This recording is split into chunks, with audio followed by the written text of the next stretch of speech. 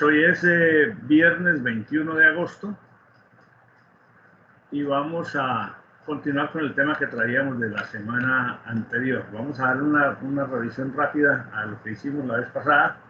Veníamos hablando del tema de anomalías, de redundancia de información en la base de datos y de anomalías.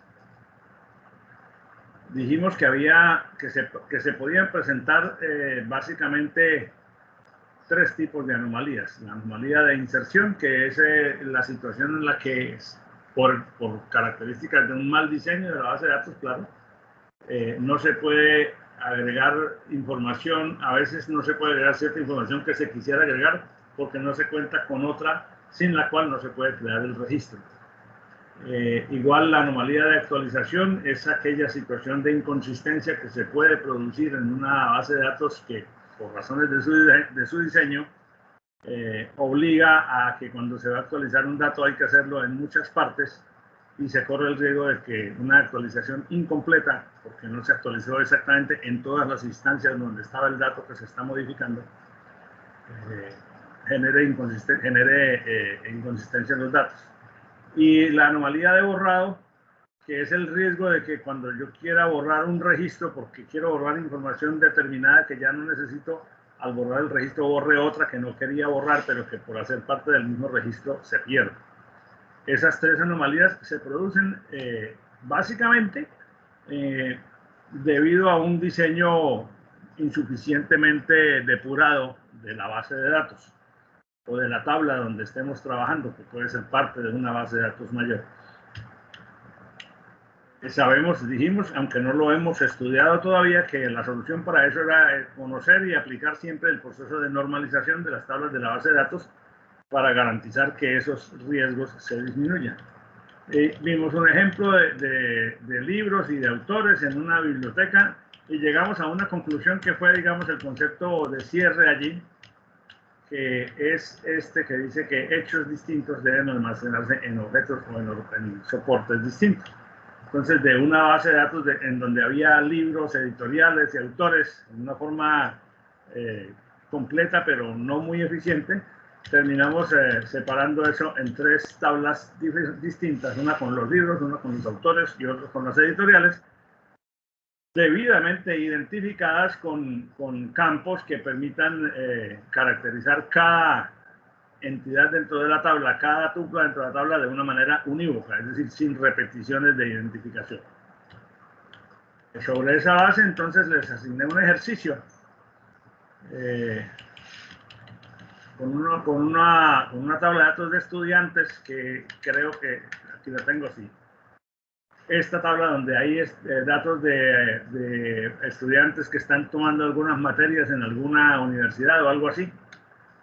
Y les preguntaba entonces que hicieran el ejercicio siguiente, que hicieran identificar qué redundancias son evidentes allí y cuáles son las posibles anomalías de cada tipo que pudieran darse con ese diseño de bases de datos. Y como colofón o como conclusión, que cada uno de ustedes sugiriera una mejor redistribución de los datos en tablas o entidades separadas, o sea, un modelo de datos nuevo, con la misma información, pero un modelo de datos distinto, de manera que se evite o que se disminuya significativamente el riesgo de anomalía. Esa era, digamos, la tarea que les había encargado para la clase, para tener la lista el día de hoy. No sé cómo les ha ido con eso, si ya alguien me contestó que necesitaba algo más de plazo, pero bueno, mi intención ahora es que conocer de primera mano cómo les fue con eso antes de proseguir.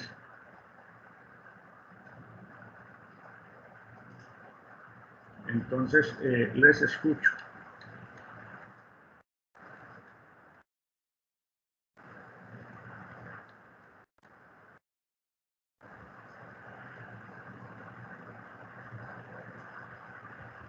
Reinando el silencio, se entiende que a todo el mundo le fue perfectamente bien con la tarea y que no hubo ninguna pregunta, o viceversa. Bueno, creo que nada, entonces nadie... ¿Sí me están oyendo? Sí, profesor, la estamos oyendo. Sí, profesor, escucha. Entonces, en vista de que ninguno de ustedes desea preguntar nada, pues voy a darle curso a cómo yo entendía la solución de ese problema. Esto es una explicación breve, pero es más o menos así. Esta es la base de datos original en donde tenemos distintos campos de datos. El alumno, el nombre, apellidos, programa, dirección y celular y la fecha de nacimiento. Luego las materias que cada alumno, como se puede ver aquí, que aparece varias veces porque está viendo varias materias, o ha cursado varias materias, cada una de esas materias tiene unos créditos y obtuvo el estudiante unas calificaciones, y había un profesor del cual tenemos el nombre, el correo y el celular a cargo de esa materia. Entonces, donde dice teoría del Estado, por ejemplo, el profesor era María Muentes, y si uno mira por aquí abajo otra teoría del Estado, pues es el mismo profesor. Significa que este alumno, Sandra Milena Barraza, y este alumno, Muriel Gómez García, estuvieron en el mismo curso con el mismo profesor, y así sucesivamente. Bien, entonces, primero identificar qué redundancias evidentes hay allí. Bueno, a mí me parece evidente que la información del estudiante está escrita en forma redundante porque se repite toda la información del alumno, código, nombre, apellido, programa, dirección, celular y fecha de nacimiento, por cada registro de materia que el estudiante tenga. Eso per se no es un error conceptual, pero es un error de orden práctico porque estamos desperdiciando el espacio de una manera significativa, toda vez que yo no debería tener la necesidad de repetir todo eso, sino de tener un solo registro con el dato del estudiante y consultarlo donde quiera que esté cada vez que necesite extraer sus datos específicos. Eso ocurre para todos los estudiantes, como puede verse en la tabla fácilmente. Otra repetición, recuerden que las redundancias son las repeticiones que son innecesarias.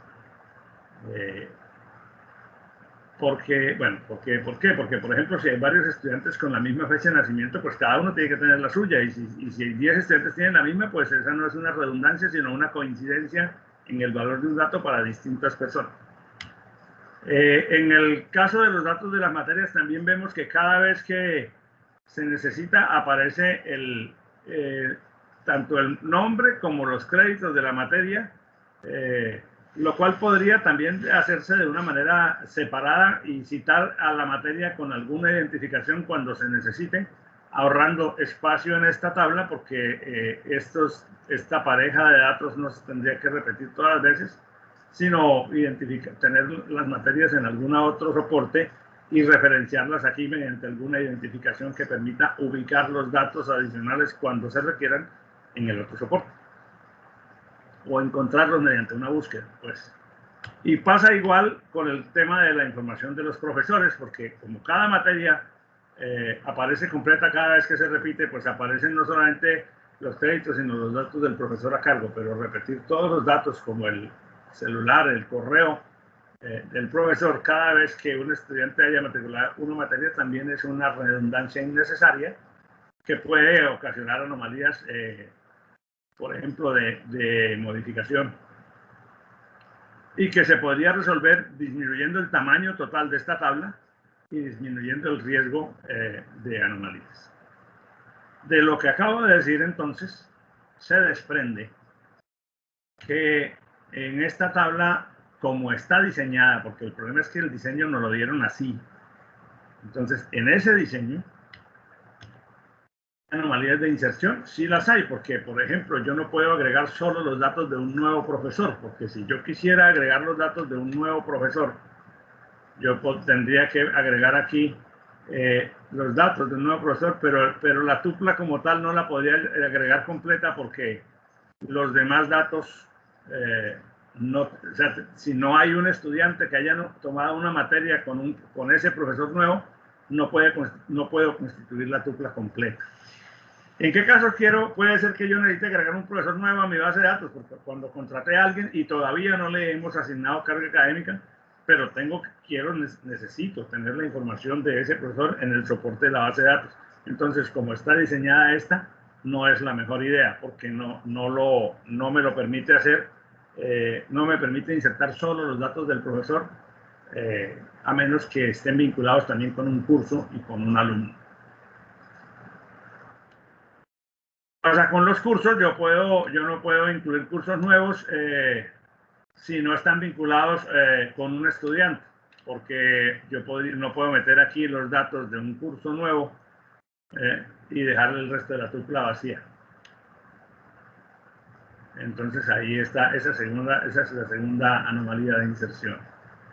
En cuanto a la modificación, pues es evidente para los tres casos, sea para estudiantes, sea para materias o sea para profesores, que existe el riesgo de que cuando cambia un dato particular, como por ejemplo la dirección del estudiante, si el usuario no está atento a buscar todas las veces que ocurre ese estudiante en ese diseño de tabla y se le queda por un registro por allá que no lo vio sin actualizar, la base adquiere un nivel de inconsistencia, porque para un mismo estudiante, para un mismo individuo, hay un campo que tiene más de un valor. Ese riesgo existe tanto para los datos de alumnos como para los datos de cursos como para los datos de profesores. Por el hecho de estar mezclados entre sí y de tener repeticiones innecesariamente. Y hay anomalías de borrado, porque si yo quiero borrar los datos de una entidad específica, por ejemplo, si yo quiero borrar un determinado profesor porque ya no está, y no lo quiero tener más en la base de datos, no lo puedo borrar. O si lo borro otros datos que están en las tuplas donde ese profesor aparece, que no los quería borrar o que no debo borrar, lo cual es una anomalía. Lo mismo pasa si yo necesitara eventualmente borrar un estudiante, no podría borrar solo los datos del estudiante, porque el resto de las tuplas donde ese estudiante aparece me quedarían o si las borro completas, pues pierdo datos que no quisiera perder. Naturalmente, en este ejemplo, el diseño está pensado o fue concebido para producir esa situación. O sea que evidentemente desde el principio, cuando uno ve en la tabla de datos por primera vez, pues aquí hay como un revoltillo de varias cosas que si las manejamos así vamos a tener una serie de problemas y una cantidad de trabajo enorme, por ejemplo en la actualización. Porque digo, no, cambiemos el celular al profesor Kathleen Genei. Kathleen Genei está aquí, entonces yo le cambio el celular, cámbieselo. Pero tengo que buscar a Kathleen Genei todas las veces, tengo que hacer una búsqueda completa sobre la tabla para ver en dónde está Kathleen Genei, y en todos los registros, en todas las tuplas o registros donde el campo nombre profesor tenga ese valor, cambiar el celular que había por el nuevo. Entonces, no solamente las anomalías se refieren o causan el problema de pérdida de información, sino que además la redundancia genera un nivel de trabajo extra innecesario, que cuando la tabla de datos tiene volumen significativo, implica altos consumos de CPU, de tiempo de ejecución de consultas o de actualizaciones que podrían evitarse. Es decir, impacta el desempeño general del sistema de información en donde esa base de datos esté actuando como soporte. Entonces, evidentemente, en ese diseño hay datos personales del alumno, hay datos de los cursos matriculados con sus calificaciones y hay datos de docentes a cargo de los cursos. Como dijimos en la clase anterior, hechos diferentes en soportes diferentes. Es la premisa básica para un buen diseño de bases de datos. Entonces, un modelo podría ser tener por aparte en una tabla los datos de los alumnos, código del alumno. Bueno, cambié aquí los nombres de los campos para hacer una ejercitación distinta a la que teníamos aquí arriba. Código del alumno, nombres, apellidos, programa que cursa, la dirección, el celular y la fecha de nacimiento. Fíjense que a todos los campos ya esta es una cuestión puramente mnemotécnica, les pongo un prefijo que lo relaciona con el nombre de la tabla, pero no es indispensable hacerlo así, es solamente una costumbre. Otra tabla sería la tabla con los profesores, donde está el nombre del profesor, el correo y el celular, es decir, los 3 datos que tengo yo de cada profesor, pero un cuarto dato que es o un primer dato antes de esos 3, que sería el código del profesor, que actuaría como llave primaria en esa tabla. Al igual que en la tabla de alumnos, la llave primaria, el campo clave para buscar información es el código del estudiante. Y una tercera tabla donde están los cursos, el nombre del curso, los créditos y el profesor y el código del profesor que lo va a dictar. Obviamente aparece también un campo clave primaria que sería el código del curso para poder identificar unívocamente cada curso de los demás. Con esas tres tablas tendríamos una separación, pero sería mejor agregar, bueno, falta la información de las calificaciones, claro. Antes de llegar a eso, se me ocurrió que sería más cómodo para evitar o para disminuir el consumo de datos, el consumo de espacio que hay aquí al repetir el nombre del programa tantas veces, especialmente pensando en casos como los programas de posgrado, donde por ejemplo dice especialización en logística internacional del transporte de mercancías, campos de 50, de 60, de 80 caracteres en una tabla de datos de miles de registros. Es preferible sacar esos nombres y codificarlos en una tabla separada, código programa, nombre del programa, y en el campo donde estaba el nombre del programa del alumno, ahora estaría solamente el código del programa, que sería un valor de cualquiera de los que estén en esta tabla. Entonces, con esa información, entonces ahora sí tenemos la tabla de matrículas que relaciona el código de un estudiante, el código de la materia y las tres calificaciones obtenidas. Entonces, por ejemplo, este conjunto, hasta aquí, ya no tendría esa forma. Tendría el código del estudiante, el código de la materia que no aparece aquí, que reemplazaría o que permite enlazar con la tabla de materias para saber cuál es el nombre y cuáles son los créditos, y las tres columnas de datos que sí permanecerían. Quiere decir entonces que, como dije hace un momento, el código del programa en la tabla de alumnos es uno cualquiera de los códigos de programa que aparecen en la tabla de programas. Quiere decir también que el código de profesor que se coloca en el último campo de la tabla de cursos es un valor que corresponde a uno cualquiera de los códigos de profesor que aparecen en la tabla de profesores. Naturalmente, el código del alumno que aparece en la tabla de matrículas tiene que ser uno de los códigos de alumno válidos que se buscan en la tabla de alumnos, y el código de la materia matriculada por el alumno permite ubicar en la tabla de cursos el nombre, los créditos y el profesor a cargo. Con esto ya vemos entonces que hay un modelo de 1, 2, 3, 4, 5 entidades o 5 tablas que se pueden relacionar entre sí. Como siempre vemos, es mediante los campos de clave primaria que se hace la relación. Eso de las relaciones apenas lo vamos a empezar a estudiar, pero ya uno, digamos, por el mero sentido común, lo intuye. Y esa es mi propuesta de solución. Yo me imagino que las que ustedes hicieron tienen algún grado de coincidencia con esto, no sé. Es posible que haya soluciones diferentes, porque en esta tarea y en el momento en que estamos, pues todavía no estamos haciendo uso riguroso de una metodología, sino simplemente del sentido común y de la lógica individual, y esa no funciona exactamente en forma idéntica en todos los cerebros. Bueno, sobre esta base, entonces, no sé si haya comentarios.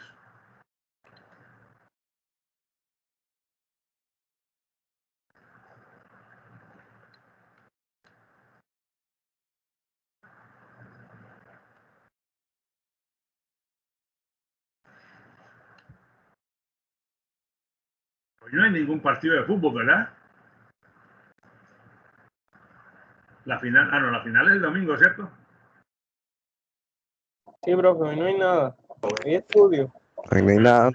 Pero es lo que están jalando de las 6 de la tarde porque hoy es viernes. Bueno, muy callados, pero bien. Va jugando, va jugando. Bueno, guardo mi solución y entonces ahora sí entremos al tema de hoy.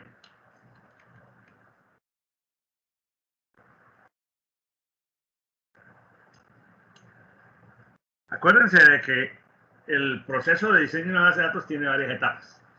La primera etapa era levantar los requerimientos y a partir de ahí hacer el modelo conceptual. El modelo conceptual es el modelo entidad-relación, es lo que vamos a discutir desde el punto de vista mecánico el día de hoy. Digo desde el punto de vista mecánico porque vamos a describir qué elementos lo componen, cómo se simbolizan, luego haremos ejercitación de eso, porque hay que verlo también desde una perspectiva intelectual.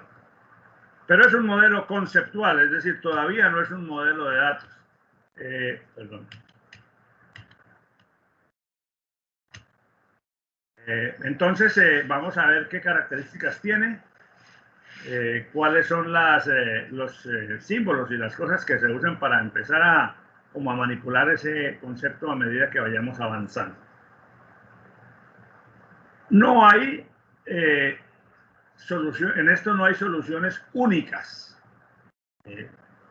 En general, lo que puede decirse cuando se le encarga, por ejemplo, el estudio o la descripción o la conceptualización de una base de datos a 3 personas distintas, si tienen una fundamentación razonable, es muy posible que las soluciones que esas 3 personas propongan coincidan en una inmensa mayoría de los detalles, pero es posible que haya pequeñas diferencias porque en algunos casos el razonamiento de los individuos deriva hacia lógicas distintas. Entonces, no partamos de la base de que en esta tarea no hay un mismo problema, no tiene una sola solución. Bueno, en informática y en programación ya ustedes saben que eso ocurre prácticamente en distintas dimensiones. Aquí hay una cosa que vamos a mencionar, un concepto que vamos a precisar, que es el concepto de entidad. Hasta ahora hemos manejado el concepto de que una tabla de datos de una misma categoría, de una misma clase, es una entidad. Entonces, en la presentación anterior teníamos la entidad alumno, la entidad profesor, la entidad curso, la entidad matrícula. Okay. Y todos los registros de una entidad son una instancia particular de la tabla. En los libros de base de datos, en la teoría de bases de datos y en la terminología COD, que es la terminología original, a una tabla como esas a la que yo les he asignado durante estas clases el nombre de entidad, es posible que ustedes vean que la referencian, como dice aquí, relación de entidades, porque para COD, el inventor del modelo relacional, una entidad específica era la persona, fulanito de tal es una entidad, sutanito de tal es otra, y entonces todas las tuplas serían entidades y la tabla es una relación de entidades. ¿Por qué yo no le digo una relación de entidades? ¿Por qué yo no uso esa terminología pura, estándar, original? Bueno, porque es que después aparece el concepto de relación, que es el vínculo entre 2 tablas.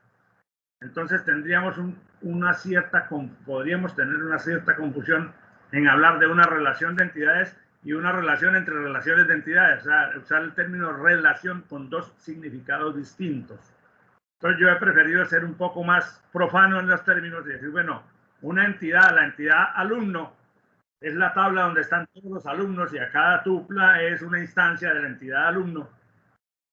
La entidad profesor es otra tabla donde están todos los profesores y a cada tupla es una instancia de la entidad profesor. Y hay una entidad que se llama cursos, donde están todos los datos de los cursos, por poner un ejemplo. Entonces, entre la entidad alumno, la tabla de alumnos, y la entidad cursos, la tabla de cursos, puede haber una relación que yo la puedo llamar alumno matricula cursos. Entonces, un alumno está matriculado en 1 o más cursos. Esa es una forma. Entonces, ahí la relación se refiere al concepto que vincula los datos de una tabla con los datos de la otra. Es un concepto que puede ser o estar asociado a un componente funcional, a un programa o a código, a una lógica mediante la cual los datos de una tabla se vinculan con los datos de la otra y empiezan a estar relacionados entre sí. Igual entre la tabla de cursos y la tabla de profesores, uno puede decir, bueno, ¿cómo es esto? Pues el profesor dicta cursos. Un profesor puede dictar varios cursos. Cada curso tiene un solo profesor, pero un profesor puede estar en varios cursos. Entonces ahí la relación es, el profesor dirige o dicta o imparte, la relación recibe ahora ese nombre, mientras que la relación de alumno con cursos es matricularse, la relación entre profesor y alumno es dictar. Esas 2 cosas son meros conceptos abstractos, todavía no se aterrizan en datos o en tablas o en código específico, pero nos permiten ver cómo los distintos grupos de datos que hemos llamado entidades o tablas se relacionan entre sí. En la solución de la tarea yo pinté unas lineecitas rojas para establecer esos vínculos Y hoy lo que pretendemos es definir cómo se puede representar eso simbólicamente en un modelo conceptual que se llama el diagrama entidad-relación. Por ejemplo, en el ámbito de una biblioteca, las entidades podrían ser, depende del diseñador, pero pueden ser la entidad libro, la entidad autor, la entidad editorial, la entidad de usuarios, tal como vimos en un ejercicio pasado. En la universidad, bueno, las que acabamos de mencionar. En el consultorio médico, las entidades pueden ser paciente, citas, procedimientos, identificación de las entidades prestadoras de salud. En un almacén pueden ser los artículos, los clientes, los proveedores, las transacciones, en fin. El contexto de cada situación es el que define o el que permite especificar cuáles entidades son las que intervienen en el diseño del modelo de esa base de datos. Fíjate, en este caso no estoy hablando de aquí de que estos cuatro cajoncitos representen tablas de una base de datos, sino cada uno es un contexto separado donde las filas que aparecen aquí dentro del recuadro son los nombres de las potenciales tablas que constituirían esa base de datos, además de otras que todavía ni siquiera hemos imaginado, porque seguramente que con estas 4 no alcanzaría para manejar el almacén y habría que ver si aparecen otras más.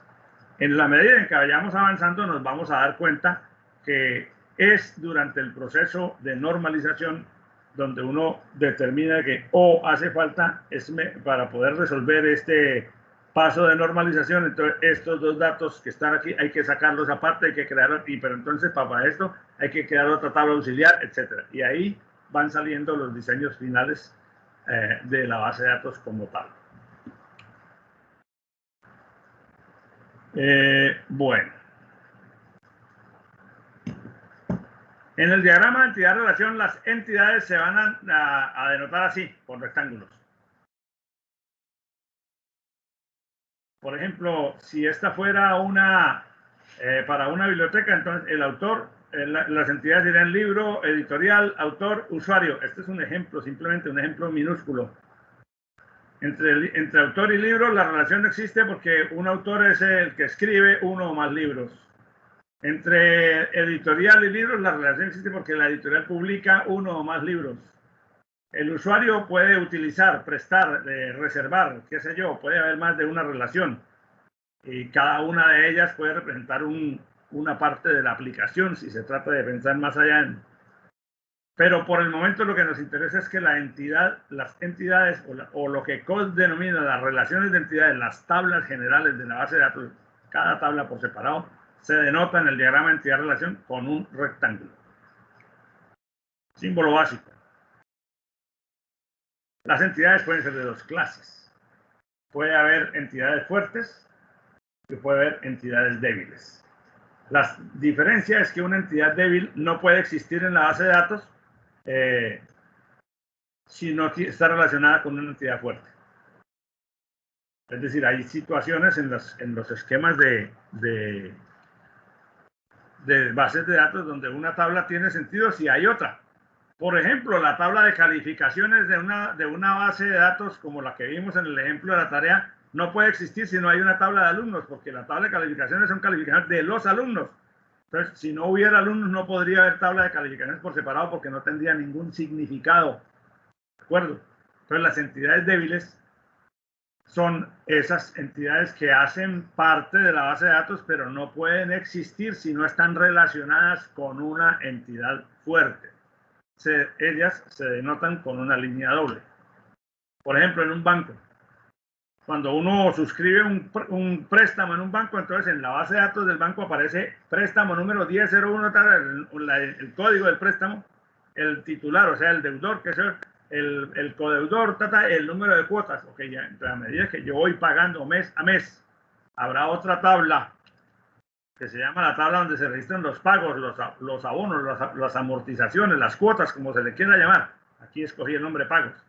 Pero esta tabla no tiene sentido o no existiría si no existiera esta.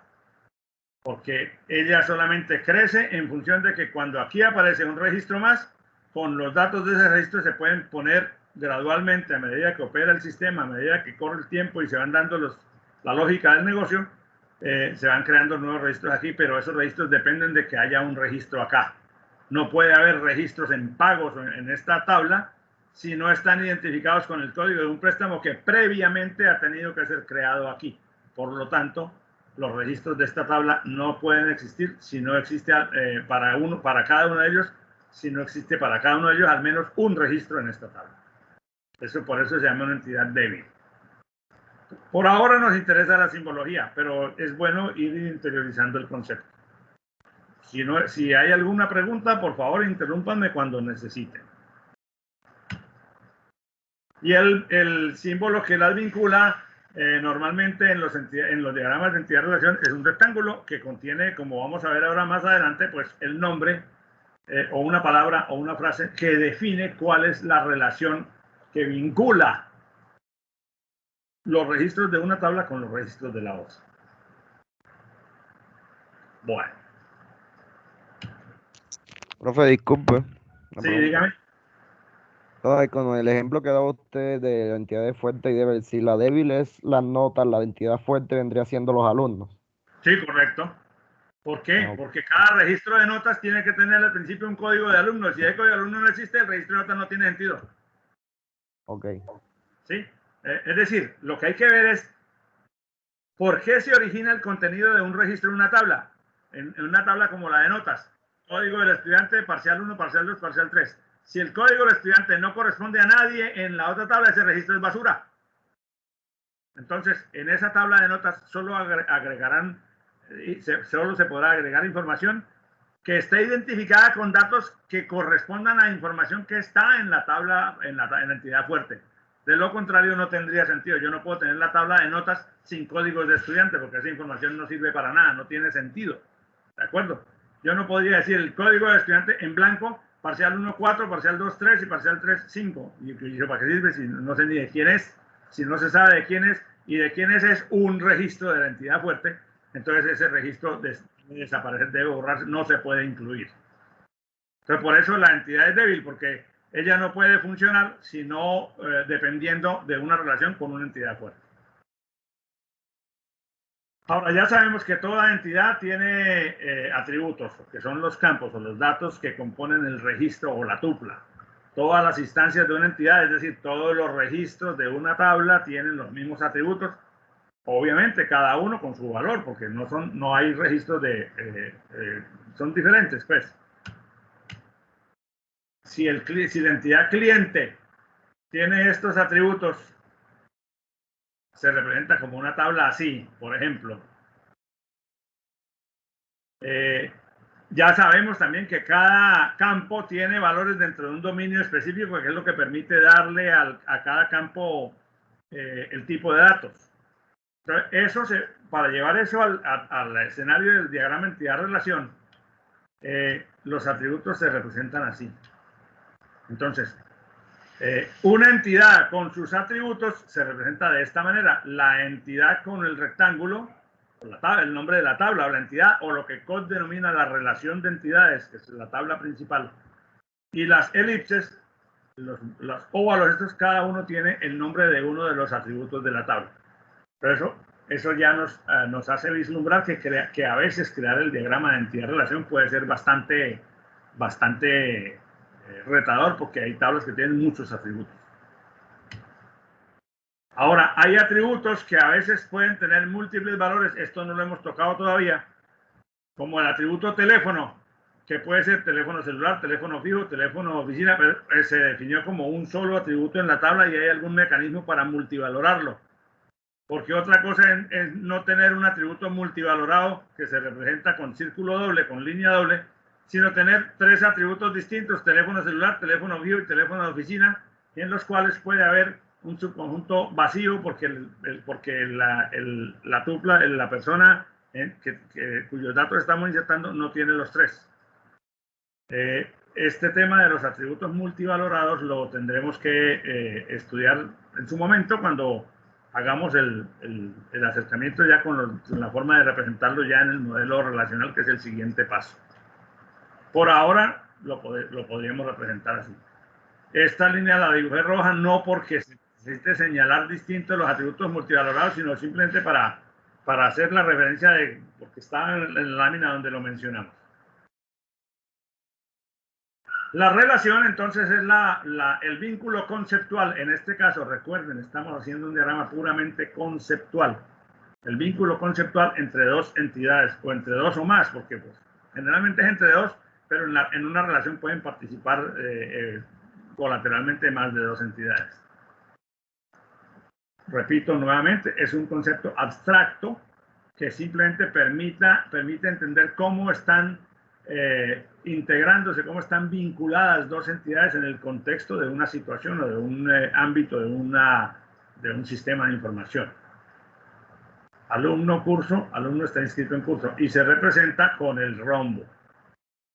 Entonces, pues yo lo puedo decir, está inscrito en un curso o alumno inscribe cursos, y entonces inscribe es el proceso mediante el cual un alumno ingresa a un software y selecciona los cursos que va a poner en su matrícula y que por lo tanto caerán a otra tabla, que es la tabla donde están los cursos matriculados, por ejemplo.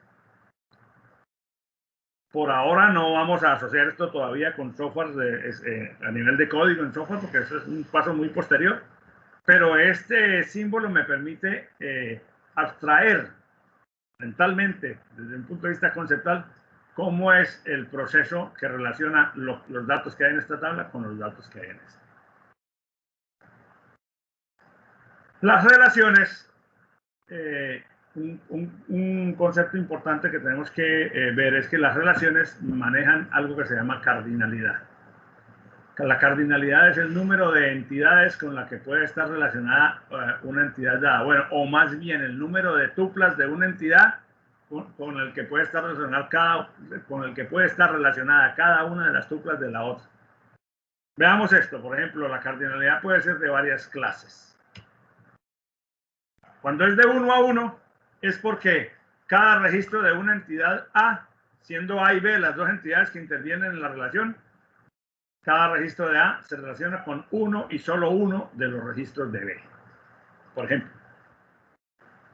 si yo tengo en un sistema de información una lista con los empleados, una tabla con los empleados de la empresa y otra tabla con la descripción de la planta física, los cubículos, las oficinas, entonces, si a cada registro de los que está en esta tabla, en el campo cubículo, le aparece un identificador de uno solo de los cubículos que están en esta tabla, es decir, cada empleado le corresponde un cubículo y a cada cubículo le corresponde un empleado, esa es una relación que tiene cardinalidad de 1 a 1, porque un registro de esta tabla está relacionado con uno y solo uno de los registros de esta tabla. Es el primer tipo de cardinalidad.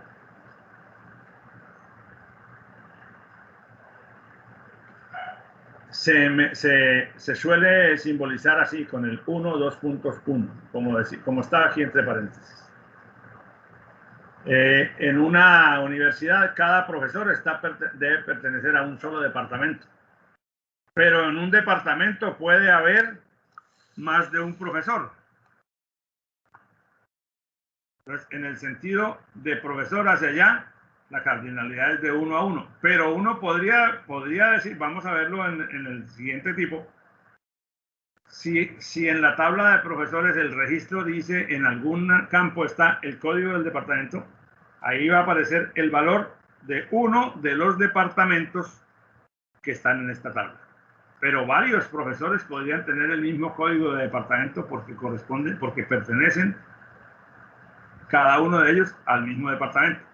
Entonces puede haber relaciones como esta, de uno a varios, en la cual un registro de una entidad A se relaciona con 0 o más, 0 o con 1 o varios, 0, pues dice 0 la teoría, pero realmente es con uno o más registros de la entidad B. Pero cada registro de B solo se relaciona con uno solo de la entidad A. Por ejemplo, un vendedor puede figurar como el titular de muchos registros de la tabla ventas, pero un registro de la tabla ventas solamente figura con un solo código de vendedor. Entonces, mientras por cada vendedor puede haber a su nombre o con su código varios registros de la tabla ventas, por cada registro de ventas solamente hay un código de vendedor que corresponde a uno y solo uno de los registros de la tabla vendedor. En ese caso, las relaciones de 1 a n. Lo mismo pasaba con la relación estrictamente hablando, con la relación de código de profesor y departamento, porque realmente, pero es decir, cada profesor pertenece a un solo departamento, pero el departamento puede tener varios profesores, que sería al contrario de lo que estamos diciendo aquí. Es decir, sería la relación la siguiente. En este caso, un cliente de un almacén puede aparecer como el titular de varias facturas. Cuando yo voy al supermercado y entrego mi tarjeta de puntos en la base de datos de facturación, aparece mi cédula en un montón de registros. Pero en cada registro de la base de datos de facturación solamente aparece una cédula, un cliente, porque no se le vende cada registro de facturación, no se le cobró a 2 personas, sino a una sola. Pero en ese caso, son relaciones de esta cardinalidad. De varios a 1 es cuando es la de 1 a n en el sentido contrario, la de 1 a n en el sentido contrario. Por ejemplo, si yo tengo una base de datos de las personas de la empresa y a cada una de ellas en el campo tipo de sangre hay que guardarle un valor, ese valor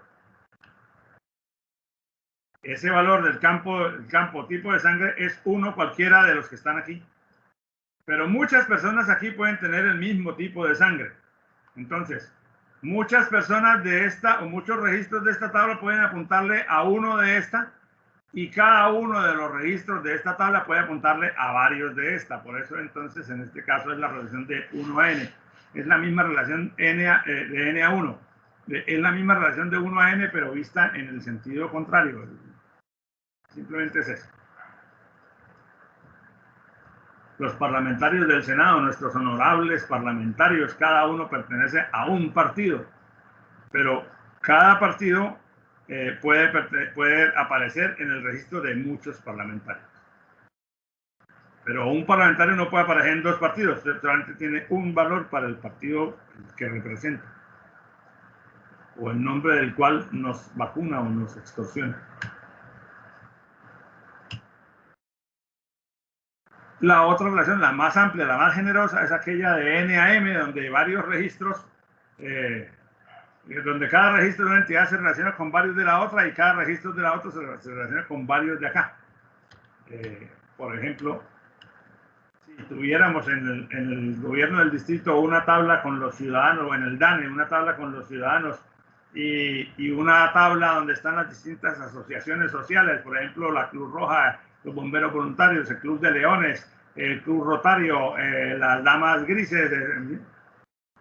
Cada asociación de estas puede aparecer en muchos ciudadanos, y un mismo ciudadano puede aparecer o puede tener información, estar relacionado con varias asociaciones. Entonces son relación múltiple en ambos sentidos. Esto le permite a uno, tener esto claro, le permite a uno más adelante estructurar mejor las consultas SQL cuando opera sobre la base de datos, porque al darle un vistazo al diagrama de entidad-relación, si uno lo tiene claramente conceptualizado, se va a dar cuenta de si determinada consulta es viable o no, dependiendo de la cardinalidad de las relaciones.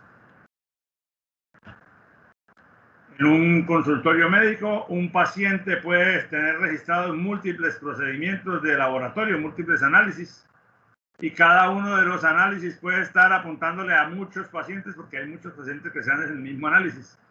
Por eso, esa sería otra razón de cardinalidad N. Bueno, entonces, este es un caso muy particular de cardinalidad 0, de 0 a 1, de 0 a m, pero estos son casos como muy excepcionales. Se me ocurrió pensar, por ejemplo, en este caso de que el registro de armas que tiene la policía, en una tabla de datos donde están los números seriales, el tipo de arma, todo el armamento que tienen, cada una tiene que estar asignada a un policía. Entonces, esa es de 1 a 1. Bueno, puede haber un policía que tenga asignadas 2 o más, sí, entonces sería de N a 1. Pero puede haber policías novatos, auxiliares de policía, a los que no se les asigna ningún arma.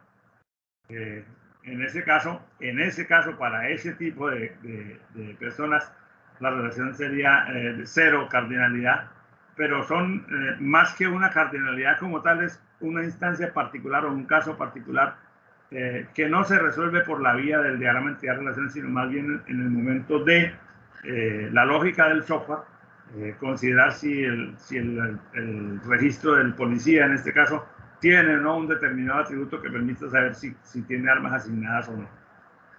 Bueno. Este es, digamos, un ejemplo de lo que sería un diagrama de entidad-relación en donde hay dos entidades. El cliente que tiene estos datos, estos atributos, el instituto tiene una tabla de las certificaciones que ofrece, o sea, uno puede matricularse en los cursos que él tiene para obtener determinadas certificaciones, cada certificación con un código y con un nombre.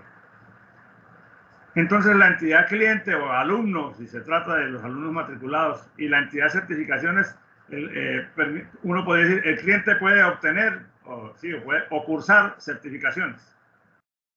Un mismo cliente puede cursar varias certificaciones.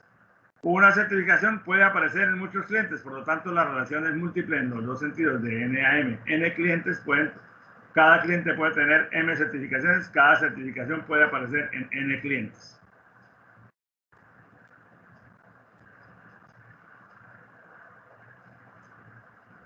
Entonces ahí tenemos ya, digamos, las bases de lo que es el diagrama de entidad-relación. La entidad con sus atributos, la entidad con sus atributos y la abstracción que define la relación entre esas entidades. Hay algunos casos adicionales de generalización. Cuando, por ejemplo, al hacer el diseño tú te das cuenta que tienes tres entidades en las que hay varios campos en común y dices, no, mejor hagamos una entidad superior y dejamos estas por separado solo para los efectos que vale la pena separarlas, así evitamos redundancia de atributos, por ejemplo. O hacerlo al revés, cuando tienes una entidad muy grande donde evidentemente es mejor separar en entidades más pequeñas, pero que heredan los atributos de la entidad más grande hasta donde es necesario. Normalmente se representa de abajo hacia arriba o de arriba hacia abajo en este sentido. La entidad, la superentidad es cualquiera de estos tres. Más fácil verlo con un ejemplo. Si yo tengo los empleados de la empresa y me doy cuenta que en la misma tabla de empleados tengo empleados por horas y empleados asalariados, pues deje todos los datos del empleado aquí y tenga más bien por separado solo los datos de los por horas, lo que corresponde a ellos, y por separado los atributos de los asalariados, lo que corresponde a ellos. Pero la superentidad tiene los atributos que son comunes a las dos entidades más pequeñas. Este es un proceso que puede hacerse después de tener un diagrama de entidad-relación elaborado y haber encontrado que se puede hacer la especialización. Pero no es obligatorio hacerlo, son simples posibilidades de afinar o de darle un grano más fino a la descripción del diagrama. Por ejemplo, en este caso, la superentidad o la entidad original conserva los datos generales que son comunes a las dos entidades específicas, y en las entidades específicas solamente están los atributos que corresponden a la particularidad que representa cada una de ellas, el número de horas y días laborados, porque esto es por horas, y en este caso el salario del mes o los descuentos que tengan, porque este es por nómina. Las cuentas de un banco pueden tener unos datos en comunes y algo distinto para las cuentas, atributos que representan la cuenta de ahorros, la cuenta corriente, que son dos formas de manejar, operar diferentemente las cuentas.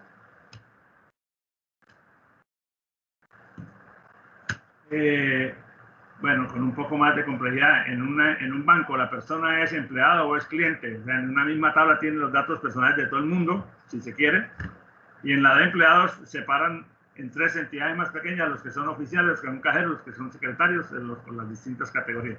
Esta pues es un poco más rebuscada, porque yo no revolvería por principio los empleados y los clientes en una sola tabla de personas, mantendría dos entidades distintas. Pero por ejemplo en la universidad, en Banner, hay una tabla general de personas donde está todo el mundo. Y hay un rol que dice si es estudiante, si es profesor, si es administrativo, y entonces hay subtablas, ahí sí se cumple un esquema parecido a este, donde cada categoría se separa. Entonces, básicamente en un diagrama de entidad-relación lo que hay son entidades con sus atributos, relaciones consideraciones de cardinalidad y cuando se necesita, pues hacer las generalizaciones o las especializaciones si llegara a ser el caso.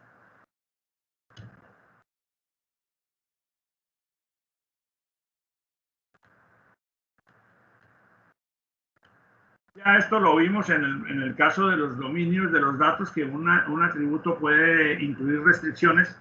En bases de datos vamos a ver más adelante el tema de las restricciones con más profundidad, el tema de las constraints, que es la forma como se aplican restricciones al manejo de los datos. Por el momento, la información que vimos cuando hablábamos de los dominios de los datos es más que suficiente.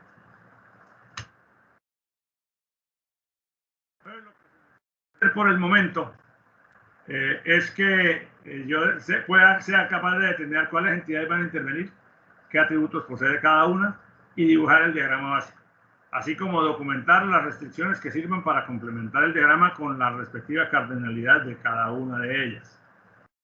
Entonces, en Sabio,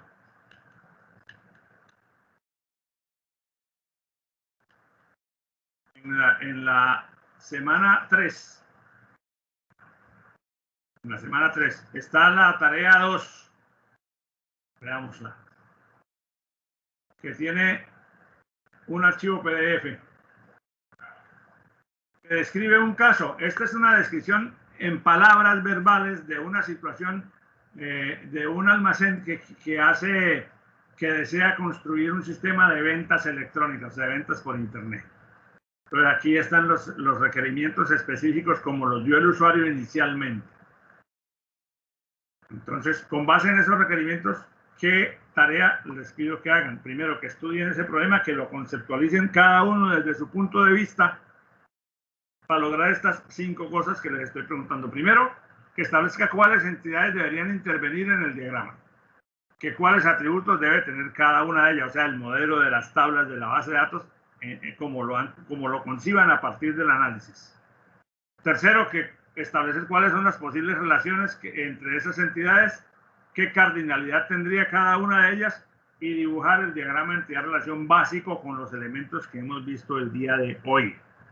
Esa es una primera versión del diagrama entidad-relación que va a ser sujeto de revisión posterior. Bueno, vamos a mirar la siguiente clase, obviamente, pues porque sobre esa primera versión entonces hay 3 o 4 temas más que hay que hablar, que ya no caben en el día de hoy porque ya la hora de hoy se terminó, pero que necesitamos esa primera versión pues para poder dar el paso de refinamiento. Entonces, esa es la tarea que les dejo para la próxima clase. Entonces, bueno, aprovechen estos 3 días que quedan. Nos vemos entonces el martes para continuar con el tema de esta actividad.